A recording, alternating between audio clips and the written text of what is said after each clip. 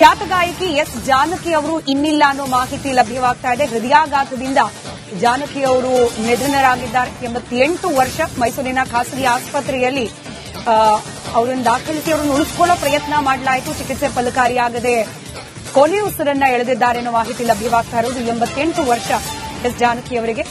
ಖ್ಯಾತ ಗಾಯಕಿ ಎಸ್ ಜಾನಕಿ ಅವರು ನಿಧನರಾಗಿದ್ದಾರೆ. ಮೈಸೂರಿನ ಖಾಸಗಿ ಆಸ್ಪತ್ರೆಯಲ್ಲಿ ಅವರಿಗೆ ಚಿಕಿತ್ಸೆ ಕೊಡಿಸಿ ಬದುಕುಳಿಸಿಕೊಳ್ಳುವ ಪ್ರಯತ್ನ ಮಾಡಲಾಯಿತು. ಆದರೆ ಅದು ಸಫಲವಾಗಿಲ್ಲ ಅನ್ನೋದು ಸದ್ಯಕ್ಕೆ ಲಭ್ಯವಾಗ್ತಾ ಇರುವ ಅಪ್ಡೇಟ್.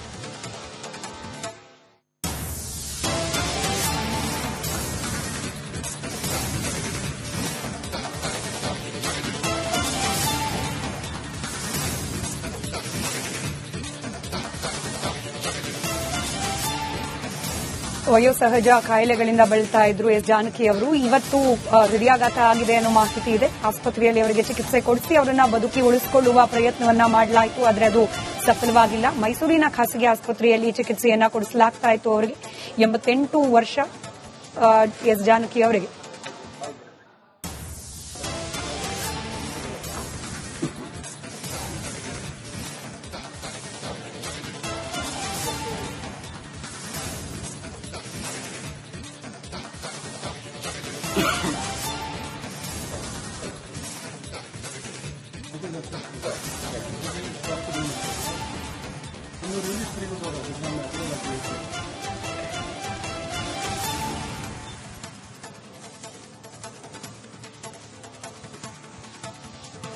ತಮಿಳು, ಮಲಯಾಳಂ, ಒಡಿಯಾ, ಹಿಂದಿ, ಸಿಂಹಳ, ತುಳು ಅನೇಕ ಭಾಷೆಗಳಲ್ಲಿ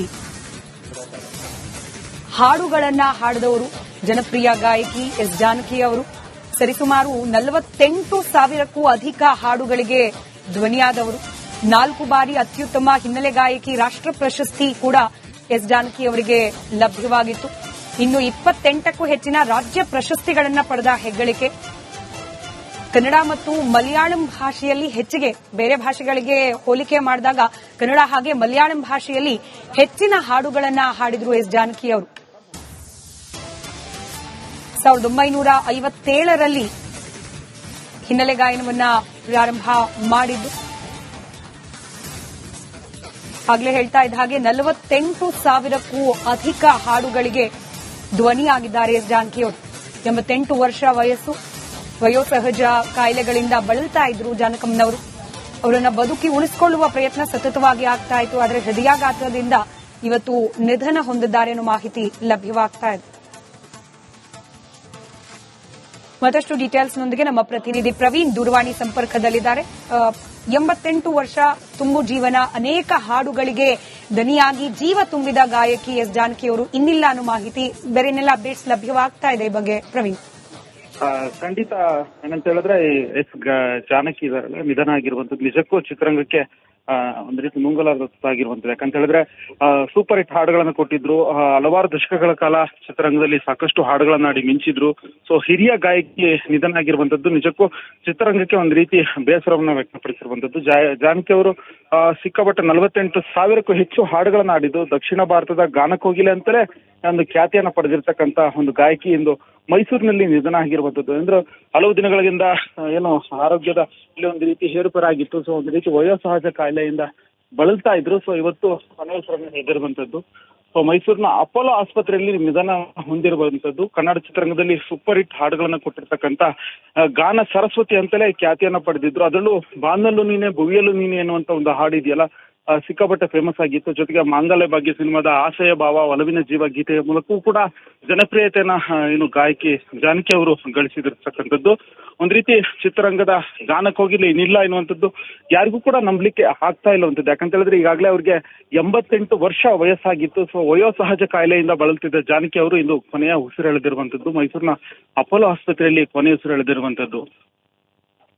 ರೈಟ್ ಪ್ರವೀಣ್, ಇತ್ತೀಚಿನ ದಿನಗಳಲ್ಲಿ ಜಾನಕಮ್ಮನವರು ಎಲ್ಲಿದ್ರು, ಅವರ ಆರೈಕೆ ಯಾರಾಗ್ತಿತ್ತು ಅನ್ನೋದ್ರ ಬಗ್ಗೆ ಸಾಮಾಜಿಕ ಜಾಲತಾಣದಲ್ಲಿ ಒಂದಷ್ಟು ವಿಡಿಯೋಗಳು ವೈರಲ್ ಆಗಿದ್ದು, ಚರ್ಚೆಗಳಾಗಿದ್ದು, ಇದನ್ನೆಲ್ಲ ನಾವು ಗಮನಿಸಿದ್ವಿ. ಸತ್ಯ ಎಷ್ಟು ಸುಳ್ಳು ಎಷ್ಟು ಅದ್ರ ಬಗ್ಗೆ ಅಧಿಕೃತ ಮಾಹಿತಿಗಳು ಬಹುಶಃ ಲಭ್ಯ ಇಲ್ಲದೆ ಇರಬಹುದು. ಬಟ್ ಸ್ಟಿಲ್ ಯಾರಿದ್ರು ಜೊತೆಯಲ್ಲಿ ಕೊನೆ ಕ್ಷಣಗಳಲ್ಲಿ, ಯಾರ ಆರೈಕೆಯಲ್ಲಿ ಇದ್ರು, ಅವರ ಆರೋಗ್ಯದ ಸ್ಥಿತಿಗತಿಗಳು ಹೇಗಿತ್ತು, ಇದ್ರ ಬಗ್ಗೆ ಏನ್ ಮಾಹಿತಿ ಇದೆ?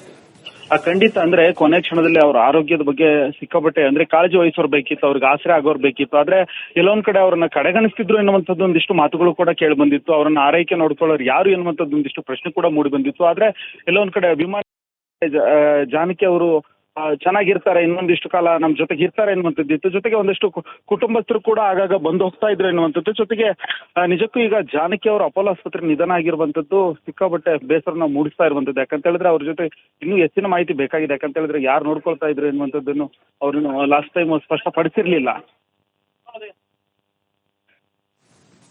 ಕ್ರಿಯೆಗಳು ಬಹುಶಃ ಬರ್ಲಿಕ್ಕೆ ಪ್ರಾರಂಭವಾಗುತ್ತೆ ಅಂದ್ರೆ ಅವರ ಅಂತಿಮ ವಿಧಿವಿಧಾನ ಯಾವಾಗ ಆಗುತ್ತೆ, ಯಾರು ನಡೆಸ್ಕೊಡ್ತಾರೆ, ಹಾಗೆ ಸರ್ಕಾರದ ಕಡೆಯಿಂದ ಸಲಿಕೆ ಆಗಬೇಕಾಗಿರುವ ಗೌರವಾದಿಗಳು ಯಾವಾಗ, ಹೇಗೆ ಸದ್ಯಕ್ಕೆ ಏನ್ ಅಪ್ಡೇಟ್ಸ್ ಇದೆ? I know too early, but ಏನ್ ಅಪ್ಡೇಟ್ ಸಿಗ್ತಾ ಇದೆ ಪ್ರವೀಣ್?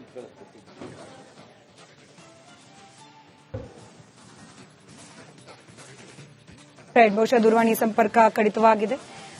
48ಕ್ಕೂ ಅಧಿಕ ಹಾಡುಗಳಿಗೆ ದನಿಯಾಗಿದ್ದ ಖ್ಯಾತ ಗಾಯಕಿ ಎಸ್ ಜಾನಕಿ ಅವರು ಇನ್ನಿಲ್ಲ ಅನ್ನೋ ಮಾಹಿತಿ. ಮೈಸೂರಿನ ಖಾಸಗಿ ಆಸ್ಪತ್ರೆಯಲ್ಲಿ ಕೊನೆಯುಸಿರನ್ನ ಎಳೆದಿದ್ದಾರೆ ಜಾನಕಮ್ಮನವರು.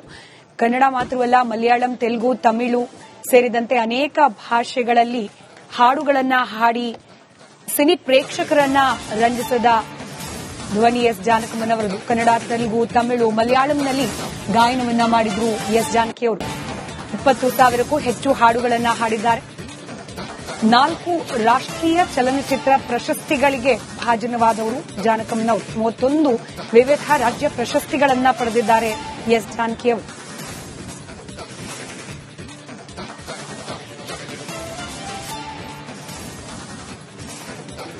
ಮತ್ತಷ್ಟು ಡೀಟೇಲ್ಸ್ನೊಂದಿಗೆ ಮೈಸೂರು ಪ್ರತಿನಿಧಿ ವಿನೋದ್ ನೇರ ಸಂಪರ್ಕದಲ್ಲಿದ್ದಾರೆ. ವಿನೋದ್, ಖಾಸಗಿ ಆಸ್ಪತ್ರೆ ಅನ್ನೋ ಮಾಹಿತಿ ಬಂತು, ಎಲ್ಲಿ ಖ್ಯಾತ ಗಾಯಕಿ ಎಸ್ ಜಾನಕಿ ಅವರು ಇನ್ನಿಲ್ಲ ಅನ್ನೋ ಮಾಹಿತಿ ಲಭ್ಯವಾಗ್ತಾ ಇದೆ. ಹೃದಯಾಘಾತದಿಂದ ಜಾನಕಿ ಅವರು ನಿಧನರಾಗಿದ್ದಾರೆ. 88 ವರ್ಷ. ಮೈಸೂರಿನ ಖಾಸಗಿ ಆಸ್ಪತ್ರೆಯಲ್ಲಿ ಅವರನ್ನು ದಾಖಲಿಸಿ ಅವರನ್ನು ಉಳಿಸಿಕೊಳ್ಳೋ ಪ್ರಯತ್ನ ಮಾಡಲಾಯಿತು. ಚಿಕಿತ್ಸೆ ಫಲಕಾರಿಯಾಗದೆ ಕೊನೆಯುಸಿರನ್ನ ಎಳೆದಿದ್ದಾರೆ ಅನ್ನೋ ಮಾಹಿತಿ ಲಭ್ಯವಾಗ್ತಾ ಇರೋದು. 88 ವರ್ಷ ಎಸ್ ಜಾನಕಿ ಅವರಿಗೆ.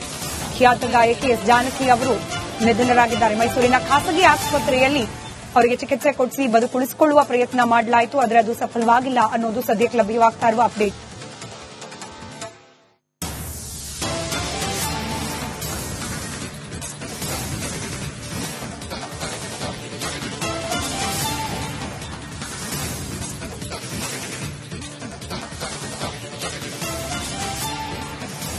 ವಯೋಸಹಜ ಕಾಯಿಲೆಗಳಿಂದ ಬಳಲ್ತಾ ಇದ್ರು ಎಸ್ ಜಾನಕಿ ಅವರು. ಇವತ್ತು ಹೃದಯಾಘಾತ ಆಗಿದೆ ಅನ್ನೋ ಮಾಹಿತಿ ಇದೆ. ಆಸ್ಪತ್ರೆಯಲ್ಲಿ ಅವರಿಗೆ ಚಿಕಿತ್ಸೆ ಕೊಡಿಸಿ ಅವರನ್ನ ಬದುಕಿ ಉಳಿಸಿಕೊಳ್ಳುವ ಪ್ರಯತ್ನವನ್ನ ಮಾಡಲಾಯಿತು, ಆದರೆ ಅದು ಸಫಲವಾಗಿಲ್ಲ. ಮೈಸೂರಿನ ಖಾಸಗಿ ಆಸ್ಪತ್ರೆಯಲ್ಲಿ ಚಿಕಿತ್ಸೆಯನ್ನ ಕೊಡಿಸಲಾಗ್ತಾ ಇತ್ತು ಅವರಿಗೆ.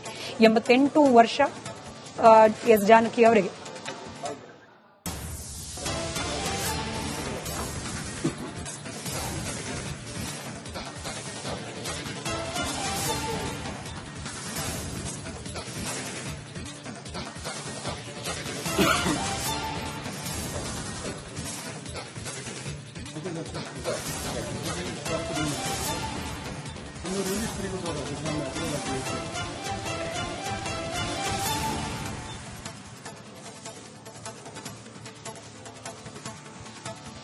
ತೆಲುಗು, ತಮಿಳು, ಮಲಯಾಳಂ, ಒಡಿಯಾ, ಹಿಂದಿ, ಸಿಂಹಳ, ತುಳು ಅನೇಕ ಭಾಷೆಗಳಲ್ಲಿ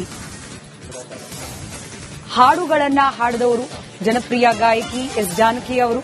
ಸರಿಸುಮಾರು 48,000ಕ್ಕೂ ಅಧಿಕ ಹಾಡುಗಳಿಗೆ ಧ್ವನಿಯಾದವರು. 4 ಬಾರಿ ಅತ್ಯುತ್ತಮ ಹಿನ್ನೆಲೆ ಗಾಯಕಿ ರಾಷ್ಟ್ರ ಪ್ರಶಸ್ತಿ ಕೂಡ ಎಸ್ ಜಾನಕಿ ಅವರಿಗೆ ಲಭ್ಯವಾಗಿತ್ತು. ಇನ್ನು 28ಕ್ಕೂ ಹೆಚ್ಚಿನ ರಾಜ್ಯ ಪ್ರಶಸ್ತಿಗಳನ್ನ ಪಡೆದ ಹೆಗ್ಗಳಿಕೆ. ಕನ್ನಡ ಮತ್ತು ಮಲಯಾಳಂ ಭಾಷೆಯಲ್ಲಿ ಹೆಚ್ಚಿಗೆ ಬೇರೆ ಭಾಷೆಗಳಿಗೆ ಹೋಲಿಕೆ ಮಾಡಿದ